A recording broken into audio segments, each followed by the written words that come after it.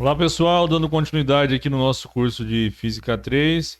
Hoje eu vou falar sobre indução eletromagnética, né? Essa é uma parte com muitas aplicações aí no nosso cotidiano, né? Por exemplo, o funcionamento de microfones, os dínamos, né? Para quem aí tem um pouquinho mais de idade, lembra, né, desse funcionamento também. A própria geração, né, de energia, né, de energia elétrica, né, independente de eu estar falando aí de uma hidrelétrica, de uma eólica, mas ali eu tenho um mecanismo muito parecido do ponto de vista da indução eletromagnética. Isso é uma parte aí bem interessante, bem importante aí para gente. Mas para a gente começar aqui a entender, né, como é esse processo, qual que é a física envolvida, quais são os elementos aqui importantes relacionados com isso, nós vamos partir aqui de uma simulação que vai nos ajudar bastante a entender, eu acredito, né? Inclusive, o que eu vou mostrar aqui para vocês é muito do que foi observado por Faraday, né? Que foi um cientista experimental que eu particularmente gosto muito e até recomendo que vocês deem uma olhada na biografia dele, né? E o que ele observou, né? Que a gente pode, a partir dessas simulações aqui, a gente trabalhar também, né? É o seguinte, que eu posso suponha que eu tenha aqui esse enrolamento, essa bobina ligada aqui a uma certa lâmpada, né? E aí o que a gente pode observar? Que se esse ímã estiver parado aqui, eu não vou observar nada, né? Não vou ter nenhum tipo de efeito aqui observável no nosso sistema, né? Mas se eu movimentar o ímã, né? Ou movimentar esse conjunto, o que vai acontecer? Né?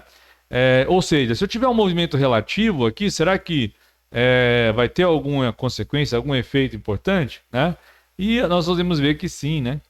Então veja que quando eu movimento aqui, quando eu tenho um movimento relativo, né, entre o ímã e esse enrolamento aqui, essa bobina, isso faz com que aquela lâmpada ali acenda, né? Mas se eu deixar o ímã parado aqui no meio, parado do lado, parado em algum ponto qualquer que seja, eu não tenho, né, nenhum tipo de efeito acontecendo aqui. Na verdade, o que significa isso que a gente está observando?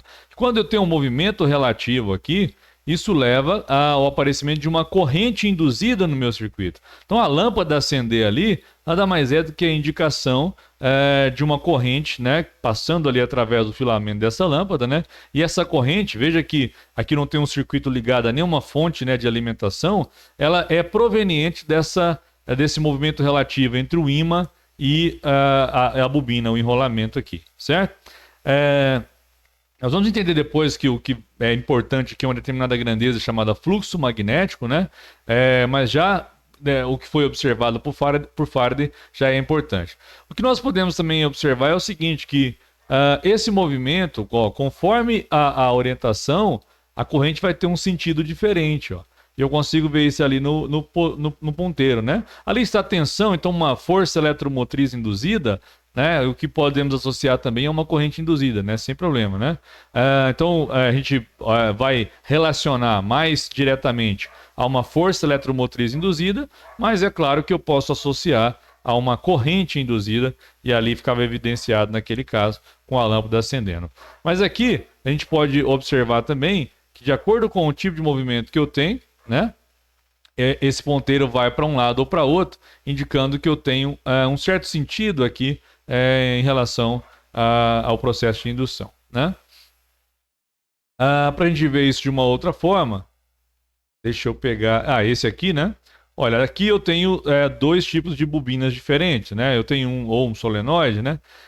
Que está um ligado numa bateria e o outro não está ligado em nada, né? Esse que não está ligado em nenhuma fonte, a lâmpada está apagada.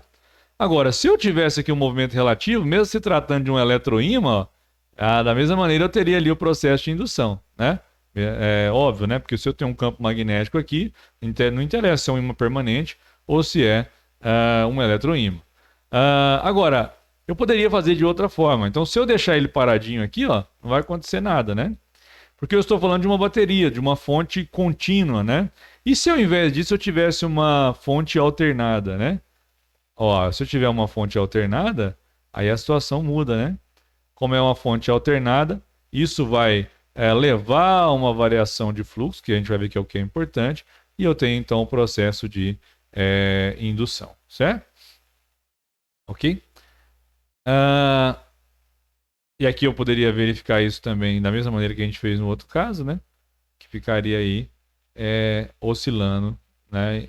Uma vez que eu tenho essa alternância, né, também aqui no processo de indução, ok? E também tem aqui, a gente permite a gente dar uma olhada também como se dá o processo de geração de energia, né? É mais ou menos algo desse tipo. Eu tenho um campo magnético, eu tenho aqui um enrolamento, né? E o que vai acontecer quando eu abro lá, né, a tubulação, a água passa através da tubulação e movimenta uma turbina, né? É justamente o que a gente pode observar esquematicamente, né, o processo de geração, né, de energia elétrica, ok? No caso aqui seria como se fosse uma hidrelétrica, né, onde a água está descendo ali e movimentando uma turbina, e ligado ao eixo dessa turbina eu tenho lá, muitas vezes, logicamente, né, eu vou ter um enrolamento lá gerando um campo magnético, não um ímã permanente, né, mas o processo é semelhante ao que a gente vê aqui nessa simulação, ok? Então tudo isso relacionado com a indução eletromagnética. Vamos fechar aqui o fluxo de água, né? E vamos aqui um pouquinho mais agora em algumas questões importantes aí para a gente também, do ponto de vista teórico, né?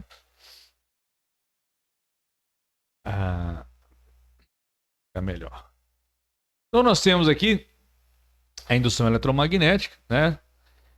A grandeza importante aqui para a gente nesse caso é o fluxo de campo magnético, né? O fluxo do campo, fluxo de campo magnético, ela que vai ser determinante no processo de indução eletromagnética. Como assim, né?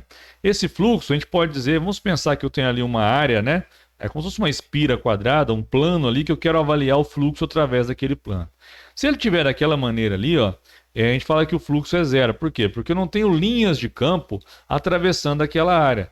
Mas se ele tiver aqui um pouquinho inclinado, aí eu já vou ter uma quantidade de linhas atravessando essa região, né? E aqui eu teria o máximo de linhas, né, nesse caso, atravessando aquela área ali, certo? Então o fluxo ele vai ser dependente de como está essa área em relação ao campo magnético, né? Essa espira, essa região ali em relação ao campo magnético. E aqui é importante, veja que tem destacado aqui para a gente um vetor N, né? Esse é um vetorzinho normal. Normal quer dizer que ele faz um ângulo de 90 graus com a superfície, com esse plano aqui. E esse ângulo θ aqui que eu estou referenciando no caso é o ângulo entre o vetor normal e o vetor campo magnético, né? Quando esse ângulo é zero, quer dizer que eu vou ter o fluxo máximo. Quando aqui é um valor qualquer, quando é 90 esse ângulo θ entre o vetor normal e o campo magnético, eu tenho o fluxo mínimo, né? É zero o fluxo nesse caso. Então como é que se pode escrever isso aqui matematicamente, né? A gente entender essa questão do fluxo. O fluxo magnético, então, ele é dado deixa eu voltar aqui para a gente ler. A grandeza escalar que expressa a quantidade de linhas de campo que atravessam uma determinada superfície, como eu disse, né? E dado por essa expressão BA cosseno do ângulo. Onde esse ângulo θ é justamente o ângulo entre aquele vetorzinho normal ali, aquela área, né? E o campo magnético, ok? BA cosseno de θ, né? Onde B é a intensidade do campo, A é a área daquela espira lá, né? Daquela região que a gente está avaliando, o fluxo através dela, cosseno do ângulo. Do ponto de vista, né? Nós podemos ver aqui, né? Melhor, né? Agora, esse ângulo θ que eu disse para vocês, e a área seria então considerada aí para a gente avaliar o fluxo.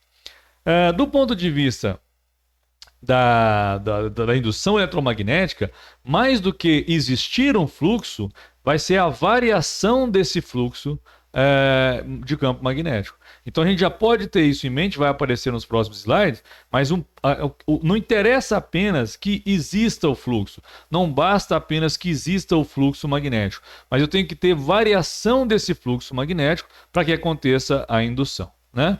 Em relação à unidade, nós temos aqui a unidade de campo é o Tesla, né?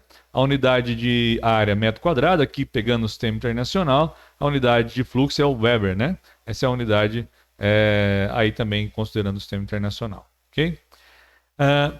E aí vem a lei de Faraday e Newman, né, nomeada assim porque foi descoberta de forma independente ao mesmo tempo pelos dois cientistas, né, foi enunciada da mesma forma, e diz o seguinte, né, sempre que o fluxo variar, aparecerá uma força eletromotriz induzida, e quanto mais rápida for a variação, maior será essa força eletromotriz. Então, primeiro, para que tenha indução, deve haver variação do fluxo magnético. Esse é o primeiro ponto, né? Então, só tem indução eletromagnética se o fluxo magnético variar. Esse é um ponto importante para a gente destacar aí, já de início. Agora, quanto maior será essa força eletromotriz induzida, quanto mais rápida for essa variação, quanto maior for a taxa de variação do fluxo com o tempo, né? É isso que está dizendo aqui. Então, se eu tenho a mesma variação no intervalo de tempo menor, quando comparo duas aí, aquela que tem um intervalo de tempo menor, eu vou ter uma força eletromotriz induzida maior, né? Então, para que haja indução, é necessário que exista variação do fluxo de um campo magnético ou variação do fluxo magnético. Então, a eletromotriz induzida, ou força eletromotriz induzida, é dada então por essa variação do fluxo por intervalo de tempo. E esse menos aqui, quando a gente for calcular, a gente vai pegar esse aqui em módulo. Então, esse menos, né, eu vou pegar apenas o valor absoluto, isso aí ele não vai ser importante lá do ponto de vista do cálculo, tá? Isso já fica uma ressalva aí pra gente. Mas esse menos aqui, ele é importante do ponto de vista da lei de Lenz, que a gente vai ver agora mesmo, que sempre que eu tenho um processo de indução, a força eletromotriz induzida e, consequentemente, a corrente induzida, ela gera um campo que se opõe àquela variação, né? Ou seja, se eu tenho um aumento de fluxo, ela gera um campo que se opõe àquele aumento de fluxo. Se eu tenho, obviamente, né, eu tenho uma corrente induzida e, consequentemente, isso vai gerar um campo magnético induzido, né, que se opõe àquele aumento. Agora, se eu tenho uma diminuição, ela também vai gerar um campo, né, que se opõe àquela diminuição. Por isso desse menos aqui, e que a gente vai ver depois ali na lei de Lenz, né, nos próximos slides. Né? Do ponto de vista aqui, um probleminha já, né, que é bem interessante, quando eu tenho um circuito desse tipo, né, aí que eu tenho esses condutores aqui em forma de um U aqui, e essa barra móvel, separados aqui por uma certa distância, aqui eu tenho um certo resistor, né, o que vai acontecer? Para que eu tenha variação do fluxo, o que tem que variar? Ou tem que variar o campo, então tem que ter um campo variável, ou tem que variar a área, ou tem que variar o ângulo. Pelo menos um dos três tem que variar. Para variar o campo, então tem que ter um campo que não é constante, mas nesse caso aqui, vamos considerar que esse campo é constante. Tem que variar o ângulo. Para variar o ângulo, eu teria que girar aquela espira, então, e não é o caso aqui também. Então a maneira, nesse caso aqui, seria variando a área. Então, se essa barra aqui ela for móvel, enquanto ela estiver se movendo, isso vai levar a uma variação da área e, consequentemente, uma variação do fluxo magnético. E, sendo assim, eu teria uma força eletromotriz induzida e, consequentemente, uma corrente induzida. Né? Se eu multiplicar aqui esse deslocamento, né, realizado pela barra pelo comprimento dela, vai me dar justamente a variação de área que eu tive aqui. Né? E o que seria então essa variação do fluxo no caso? É o campo vezes variação da área, já que nesse caso o ângulo não vai variar, né? Então a variação de fluxo seria B vezes a variação de área que aconteceu aqui no caso, né? Aqui partindo do pressuposto que o vetor normal e o campo têm o mesmo sentido, então aqui o ângulo seria 0, cosseno de 0 igual a 1, né? Por isso que nem aparece ali na parte de baixo. Eu posso substituir então essa variação da área por ΔS vezes L, né? ΔS vezes L, a área de um retângulo aqui, coisa simples. E se eu dividir por ΔT dos dois lados, né, pelo intervalo de tempo, isso aí nos traz algo aqui interessante. Se eu dividir por ΔT dos dois lados, o que é esse ΔΦ sobre ΔT? Né? Variação do fluxo por intervalo de tempo. Essa letra que a gente utiliza aí, né, o φ, né, para representar o fluxo. Então, ΔΦ sobre ΔT. Então eu tenho a taxa de variação do fluxo com o tempo. Se eu considerar aqui apenas em módulo, isso vai me dar justamente a força eletromotriz induzida. E ΔS sobre ΔT é a velocidade. Né? E aí a gente tem, então, uma equaçãozinha que é da legião da boa vontade, né? LBV. L é o comprimento da barra, B é a intensidade do campo e V é a velocidade. e aqui isso me dá então a força eletromotriz induzida. É claro que isso aqui só é válido, pessoal, para esse caso específico, para esse exemplo aqui, que inclusive é bem comum de aparecer aí esse tipo de problema para a gente fazer, né, para a gente resolver, mas é limitado a esse caso, né? A que a gente viu antes, que é a variação do fluxo, né, por intervalo de tempo me dá a eletromotriz induzida, inclusive está aqui representado, aí a gente tem que avaliar cada caso. Esse que a eletromotriz é LBV é específico desse tipo de problema, é um caso especial, como eu escrevi aqui em cima para a gente. E a gente poderia ainda obter a corrente induzida aqui, né? Porque se eu pegar, eu tenho essa corrente fluindo, então, já que eu tenho uma força eletromotriz induzida, eu vou ter uma corrente induzida também. E aí eu posso escrever a corrente como sendo a força eletromotriz pela resistência elétrica. Então, LBV sobre R me daria aí o módulo dessa corrente elétrica, ok? E o que diz a lei de Lenz, então, que eu já comecei a introduzir para vocês alguns slides anteriores, né? Em alguns slides aí dos anteriores. Quando eu tenho, né, essa variação de fluxo, se esse fluxo estiver aumentando, eu vou ter um sentido da corrente. Se ele estiver diminuindo, eu vou ter outro sentido dessa corrente induzida, né? O que a gente pode enunciar de uma forma mais geral é o seguinte, né? Que o sentido da corrente induzida é tal que se opõe à causa que lhe dá a origem, né? Quem é a causa da origem? Variação do fluxo. Então, essa corrente induzida ela terá um sentido tal que se opõe, né, àquilo que deu origem a essa corrente induzida. Então, como que isso pode ficar mais claro, né? Então, vamos pensar assim.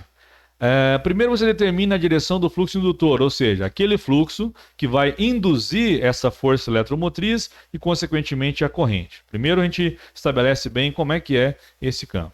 Segundo ponto, determinar o campo magnético induzido pela lei de Lenz, né? Para isso eu tenho que saber então se esse fluxo está aumentando ou está diminuindo. E como é que fica a regrinha aqui? Se o fluxo estiver aumentando, o fluxo induzido terá sentido oposto.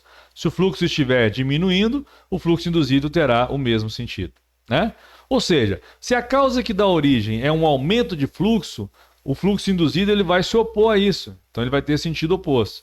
Agora, se a causa que dá origem é uma diminuição do fluxo, então o fluxo induzido vai se opor a isso também. Aí eu vou ter um fluxo, devido a esse campo magnético induzido, no mesmo sentido, né? Acho que aqui vai ficar mais claro no próximo slide também, onde tem alguns exemplos disso aí, né? E aí a gente determina o sentido da corrente com a regra da mão direita, né? E aqui é uma via de mão dupla que a gente pode utilizar. Mas olha aqui, ó, como fica mais fácil olhando nessa representação. Aqui eu tenho uma espira circular aqui, né? E ela está aproximando do ímã, que pela nossa indicação aqui ele está parado. Olha, quando ela vem aproximando aqui, ó, o que está acontecendo? A partir do momento que ela está aproximando, está aumentando o fluxo através dela, né? Se está aumentando o fluxo através dela, o fluxo induzido ele vai ter sentido oposto. Então, se aqui essas linhas estão, vamos dizer, né, para a direita na nossa referência, a do fluxo induzido vai ter que estar para onde? Para esquerda. E aí, eu vou ter que usar a regra da mão direita para determinar a orientação da corrente. Tá vendo ali? Né? Vamos ter mais exemplos aqui. Nesse caso, ó, olha só, aqui a gente vê isso bem. Aqui no caso, o anel, aqui a espira circular está parada e o ímã está aproximando. Então, quando esse ímã está aproximando, está aumentando o fluxo através dessa área, né? Consequentemente, deve aparecer uma corrente induzida que gera um fluxo induzido que se opõe a esse aumento e, nesse caso, estaria no sentido oposto. Então, o que nós estamos vendo aqui na figura B é justamente o campo, ou melhor, o fluxo induzido, né, devido àquele campo. Ou se eu pensar no campo gerado por essa corrente, posso imaginar também que o fluxo ele estaria no sentido oposto ao fluxo indutor, ao fluxo que deu origem àquela corrente induzida. E aqui é a mesma coisa, ó. Nesse caso ela está afastando, nós temos que olhar caso a caso, quando é polo norte, quando é polo sul, tem que fazer tudo caso a caso, mas nesse caso aqui é o polo norte, né? Está afastando aqui, consequentemente está diminuindo, quando ele está afastando, né? Diminuindo o fluxo. Então eu tenho que ter um fluxo induzido, um campo induzido, né? E um fluxo, consequentemente, que se opõe a essa diminuição. Aí a corrente elétrica induzida vai ter um sentido, então, garantindo que esse campo e, consequentemente, o fluxo estarão no mesmo sentido, né, daquele fluxo indutor para compensar, vamos dizer assim, aquela diminuição que se tem, né?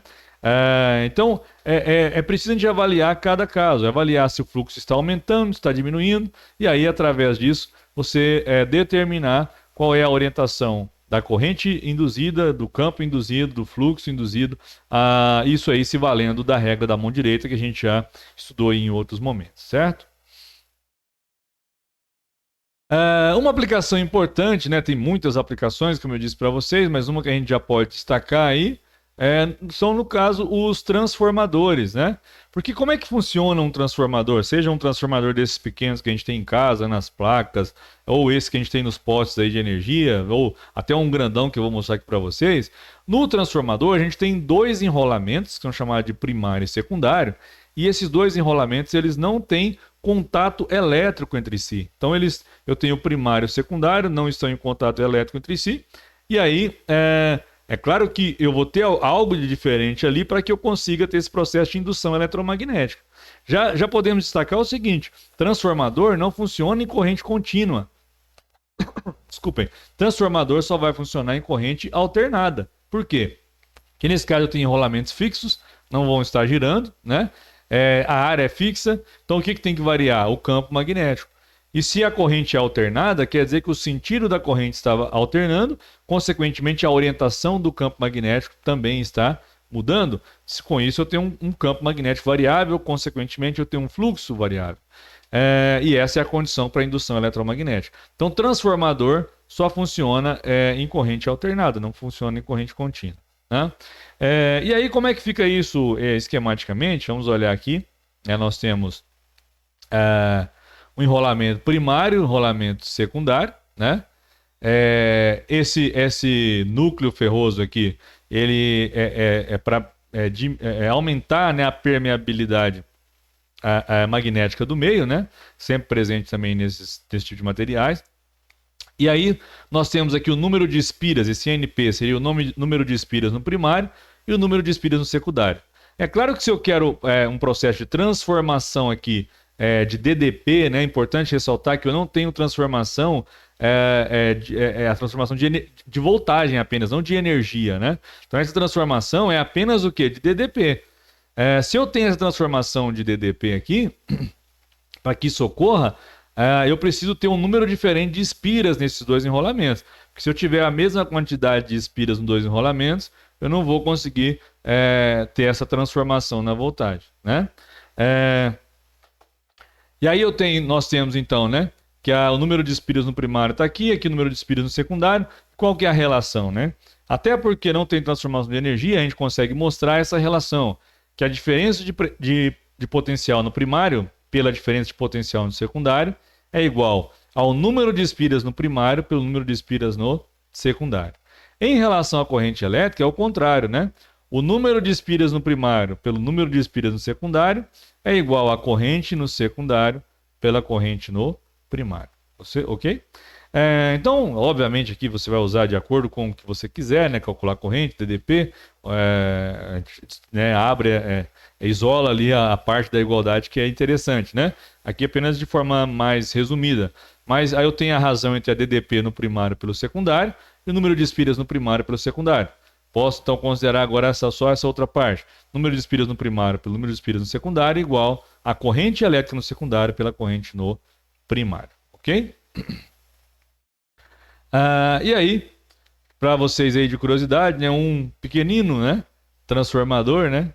Olha como que a pessoa aqui ficou pequena diante desse grande transformador aí, tá?